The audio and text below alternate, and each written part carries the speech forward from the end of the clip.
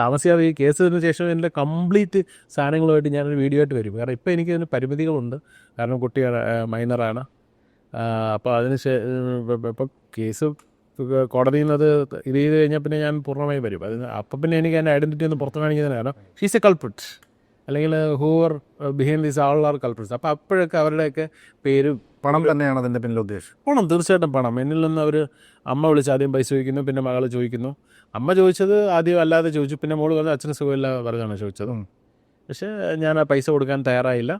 അപ്പോൾ നേരെ ഇതിലേക്ക് വന്നു. പിന്നെ അവർ വിശ്വസിക്കുന്നത് ഒരു പക്ഷേ ഇത് കേസ് ഒക്കെ ആയി ചെല്ലുമ്പോൾ ഞാൻ അവരുടെ അടുത്ത് കോംപ്രമൈസിന് ചെല്ലും, അല്ലെങ്കിൽ അവരെ കാല് പിടിക്കാൻ ചെല്ലും, അല്ലെങ്കിൽ പൈസ കൊടുത്ത് സെറ്റിലാക്കും.